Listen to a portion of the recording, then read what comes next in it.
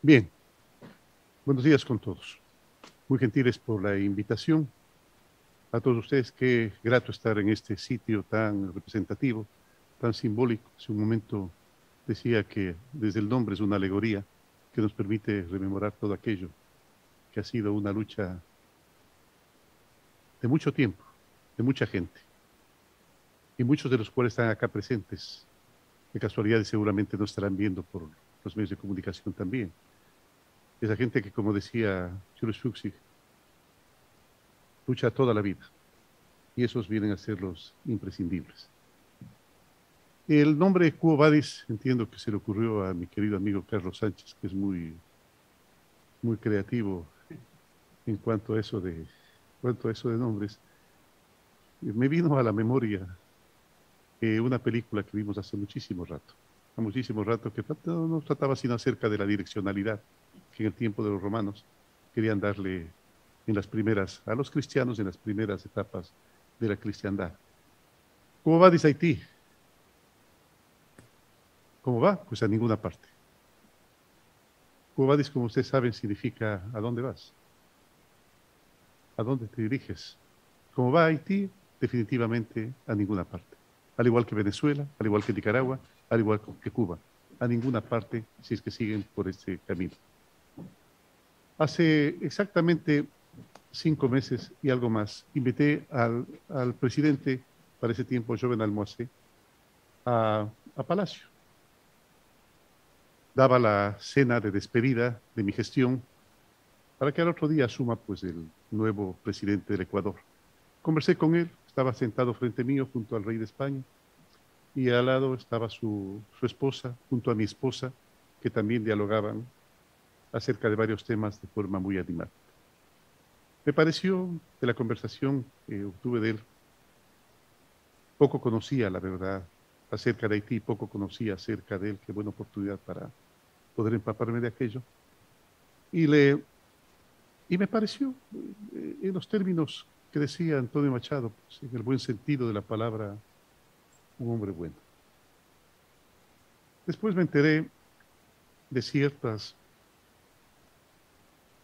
vínculos, de ciertas dependencias, que al igual que las dependencias a los narcóticos o al alcohol, lastimosamente los gobiernos de Haití hacían de forma repetida con las bandas criminales. El Haití comenzó mal.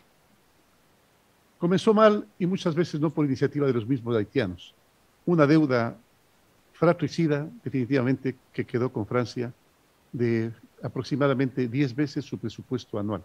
Ya se pueden imaginar ustedes un país que deba 10 veces su presupuesto anual. Históricamente también el arranque de una muy frágil democracia comenzó mal.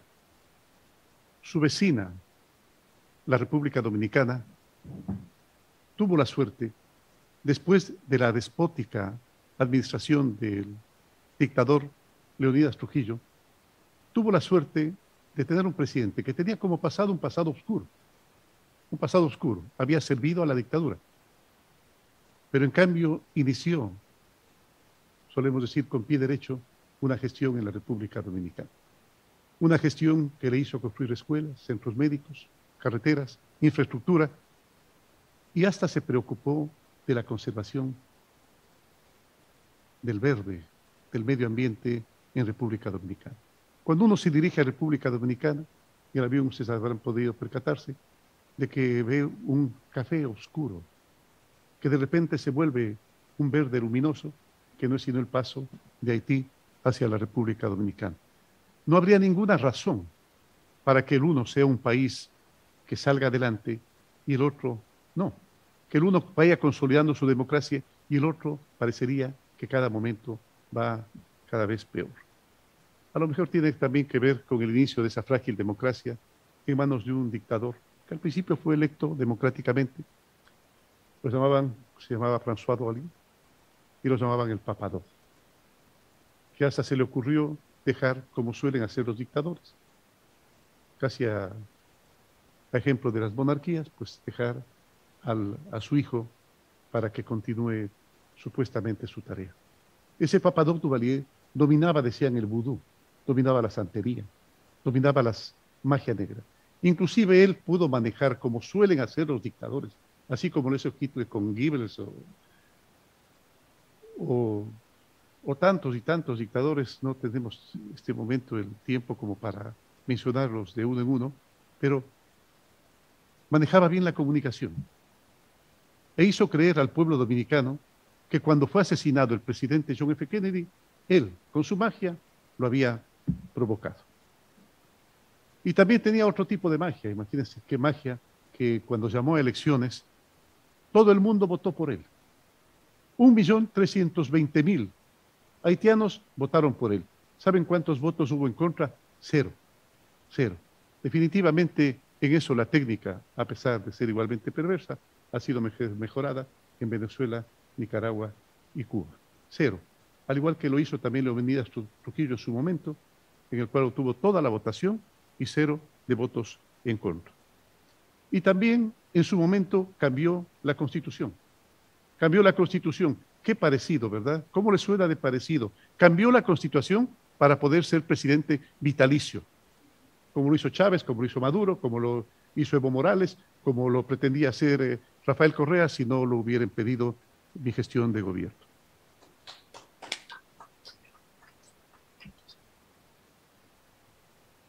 Unos datos muy rápidamente acerca de Haití que me llamaron poderosamente la atención. Uno de los que más me llamó la atención es el hecho de que las bandas criminales ahora son las guardias pretorianas de los presidentes. Son los que los protegen.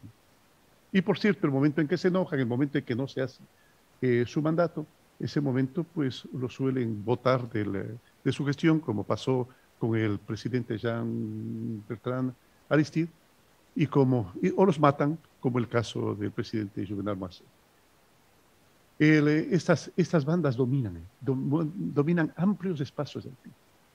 Bandas organizadas, vinculadas al crimen internacional, que respaldan a su gobierno, como vemos que también ocurre en Nicaragua, en Cuba, como sucede también en Venezuela. Y también Papa-Doc, qué casualidad, también el momento en que empezó a ver que flaqueaba su régimen supuestamente democrático, inmediatamente hace lo que hacen los dictadores. Lo que hizo el dictador coreano con Corea del Sur, lo que hizo el Idi Amin Dada con Tanzania, inmediatamente se inventan una guerra. Lo que pretende hacer Maduro, ha pretendido hacer Maduro durante largo rato con Colombia, y que verdaderamente pues esa habilidad con la que ha manejado Iván Duque, el gobierno pues ha impedido que eso ocurra. Pues pretendió hacerle una guerra a la República Dominicana que hubiera sido definitivamente fatal. La mitad de los haitianos están en situación de pobreza extrema. La mitad de los haitianos están en pobreza extrema. El índice de desarrollo humano es de los peores del mundo, el puesto 145. Tienen a los maleantes, a las bandas criminales como su guardia de seguridad, decía, así como pretendió hacer también, y se lo impidió al presidente Rafael Correa, una guardia pretoriana, independiente del trabajo que está dedicado para los ciudadanos, a los militares y a los policías. Guardia pretoriana como la misma que garroteó a los manifestantes de protesta pacífica en Cuba en julio, y los que se están preparando también, como hemos visto en muchas tomas, para garrotearlos en la manifestación que planifica este pueblo libérrimo para el 15 de noviembre, ¿verdad? Para el 15 de noviembre. Hay escasez de alimentos y combustibles, y también, pues perdónenme, tal vez me olvidé mencionarlo, también los motorizados, los famosos motorizados venezolanos, que tuve la oportunidad de verlos, cómo tratan a las personas que se manifiestan en contra del régimen. Así como lo hacían aproximadamente 1.500 motocicletas adquiridas en el tiempo, me has dicho, no en el tiempo, con el dinero del pueblo ecuatoriano, para que puedan provocar desmanes contra el gobierno constituido, cuando en el mes de octubre del 2019 pretendieron romper la democracia los correístas y los socialistas del siglo XXI. En Haití hay escasez de alimentos, escasez de medicinas, escasez de combustibles, Todos los esfuerzos que ha hecho la ONU han resultado infructuosos. Yo no diría muy bien planificados tampoco, pero han resultado infructuosos. Se dice que Haití es la capital mundial del secuestro. Donde más secuestros se hacen en el mundo es Haití. La peor economía de América, la peor economía de América. Imagínense, la economía venezolana es un poco mejor que la de Haití. Mientras en Haití el producto per cápita es de $800, creo que en Venezuela no va más arriba de los $850. Pero por ahí van estos dos pobres pueblos que Cubo Vadis, no, a ninguna parte, a ninguna parte. Parecería que tienen un INRE que no lo tienen pues en su cruz, lo tienen frente a ellos, más o menos como el infierno de Dante.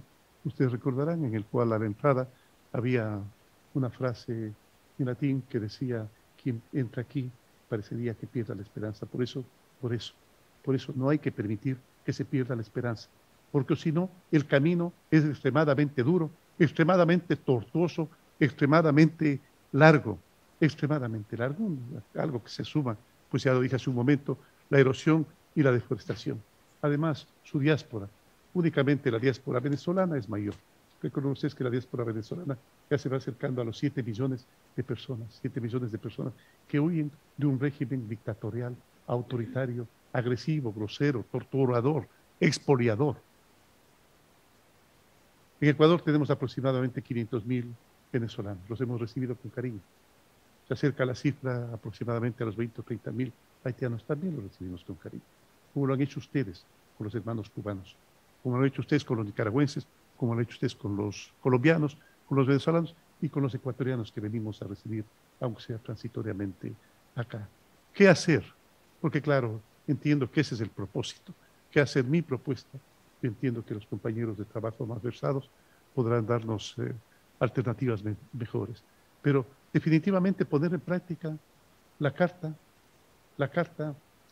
Americana de la Democracia, poner en práctica, ahí está absolutamente todo. Nos marca el camino, nos marca el sendero, nos marca la ruta de por dónde dirigirnos. Pero definitivamente hay que resolver y elaborar los protocolos facultativos para dar los suficientes instrumentos a la Organización de Estados Americanos como para que pueda sancionar, pero verdaderamente sancionar, no únicamente política, no únicamente verbalmente, sino económicamente a estos pueblos que rompen la democracia y que hay algún mecanismo mejor que el hecho únicamente de tacharlos o de expulsarlos durante un tiempo. Ahí tenemos Cuba está nuevamente presente y realmente no se merece. ¿Por qué? Porque no se ha ganado el derecho de pertenecer a, a un continente que ama, al igual que sus ciudadanos, que ama la democracia. Definitivamente la única alternativa que existe es tener los protocolos facultativos como para hacer cumplir la Carta Interamericana, la Carta Americana para la Democracia. ¿Qué piden esos pueblos? ¿Qué pedirá nuevamente el querido pueblo cubano el 15 de noviembre? ¿Qué pedirá este domingo el pueblo nicaragüense? ¿Qué pedirá? Libertad y democracia. Porque parecería que la libertad es el paraguas que alberga todos los otros derechos. Porque ningún otro derecho se puede uno disfrutar con plenitud. Todo derecho es amargado si es que no hay el paraguas de la libertad. Eso es lo que pide la gente, libertad y democracia. Pero por la libertad y la democracia hay que luchar. La libertad y la democracia es un regalo divino, pero que no es que lo tenemos merecido. Hay que luchar por ello. Y hay que luchar de manera permanente, así como ustedes, queridos amigos, lo hacen de manera cotidiana. Muy gentiles y qué grato estar con ustedes.